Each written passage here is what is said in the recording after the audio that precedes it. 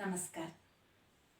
कल से सीखे, आज के लिए जिए, कल के लिए उम्मीद को, क्योंकि आज है जो वही सच है, कल जो होगा वो उम्मीद होगा। इस शुभ संदेश के साथ आज की कक्षा शुरू करो। हाय दोस्तों, मैं कनकलता कन्नौर से आ रही हूँ। आज इस कक्षा में अपनी हिंदी पाठ्य पुस्तक वसंत भाग 3 से ले लिया गया छठा पाठ भगवान के डाकिए। इस शीर्षक क्या है? भगवान के डाकिए नामक कविता शुरुआत हूँ। देखो, इस कविता का कवि या रचयिता का नाम क्या है? रामधारी सिंह दिनकर। क्या है? रामधारी सिंह दिनकर। वो हमारा राष्ट्र कवि है। ये रामधारी सिंह दिनकर हमारा राष्ट्र कवि है। उन्हें अधिक पुरस्कार मिला। किस तरह पुरस्कार मिला? उन्हें ज्ञानपीठ पुरस्कार मिला, पद्म भूषण पुरस्कार और साहित्य अकादमी पुरस्कार भी मिला। उनका प्रमुख कृतियां वो क्या क्या है? रेणुका, कुरुक्षेत्र, उर्वशी, इसी तरह अधिक कृतियां उन्हें लिखी। उनकी जन्म कब हुआ और कहाँ हुआ? उनका जन्म 23 सितंबर 1908 में बिहार प्रांत में हुआ था। फिर उनका मृत्यु वो कब हुआ? 24 अप्रैल 1976 में हुआ था। देखो, आइए इस कविता की शुरुआत करते हैं, जो किसके बारे में है? ये तो भगवान के डाकिए के बारे में। डाकिए का मतलब क्या है? डाकिए का मतलब पोस्टमैन, दूत या पोस्टमैन। फिर इस भगवान के डाकिए वो कौन कौन है? पक्षी, बादल या पानी, इसी तरह होता है।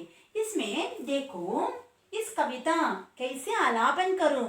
देखो, पक्षी और बादल से, पक्षी और बादल ये भगवान के डाकिए, पक्षी और बादल ये भगवान के डाकिए, जो एक महादेश से, जो एक महादेश से दूसरे महादेश को जाते हैं, दूसरे महादेश को जाते हैं। क्या जाते हैं? संदेश। एक देश से दूसरे देश तक संदेश जाते हैं। देखो, इसमें क्या कहते हैं? दिनकर जी कहते हैं, पक्षी और बादल ईश्वर का संदेशवाहक है। पक्षी और बादल ईश्वर का संदेशवाहक है। आकाश में पक्षी निरंतर उड़ सकता है। आकाश में पक्षी निरंतर एक स्थान से दूसरे स्थान तक उड़ता है। इस तरह बादल एक स्थल से दूसरे स्थल तक क्या कर रहा है? घुमट घुमट तक दौड़ता है, घुमट घुमट तक दौड़ता है। ये दोनों भगवान के डाकिए का प्रतीक होता है। क्यों? ईश्वर इन्हें ऐसा एहसास होता है कि भगवान का संदेश पाकर ये पक्षी या बादल एक स्थल से दूसरे स्थल तक उड़ रहा है और घुमट जाता है। फिर क्या है? देखो, हम तो समझ नहीं पाते, हम तो समझ नहीं पाते, हमें इसके बारे में कुछ नहीं पता। कैसा? मगर उनकी लाई चिट्टियां, मगर उनकी लाई चिट्टियां, पेड़ पौधे पानी, पेड़ पौधे पानी और पहाड़ बांझते हैं। देखो, अनेक साल के पहले हमें कैसे संदेश मिलता है? हमें समझा है, अनेक साल के पहले डाकिया हमारे स्थल में, एक स्थल और हमारे स्थल में डाकिए दूध और मैसेज और चिट्ठियां हमें देता है। फिर अब कैसा होता है? अब हमारे पास, सभी के पास फोन है ना, इसमें इंटरनेट, व्हाट्सएप, फेसबुक, इसी तरह हमें समाचार मिलते हैं और मैसेज, दूध मिलते हैं, है ना।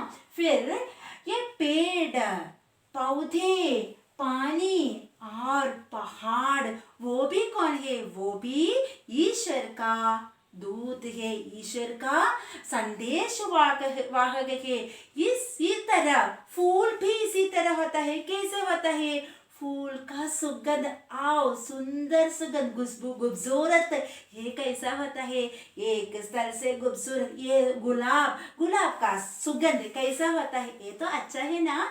ये सुगंध हमें एक स्थल से खुशबू आने के समय दूसरे स्थलों से कैसा होता है? ये खुशबू आता है ना। इसी तरह कैसा होता है?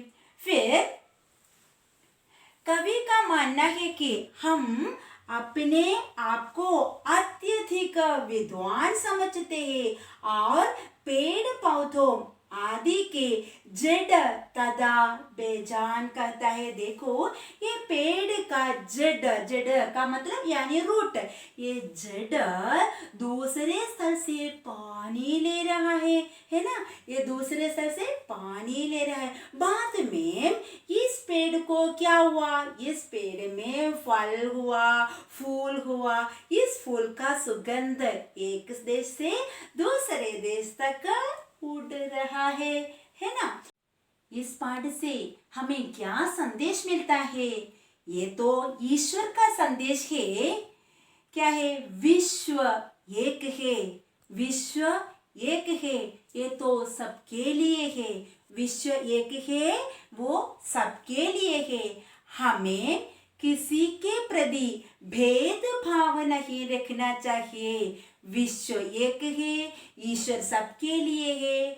हमें किसी के प्रति भेदभाव नहीं रखना चाहिए।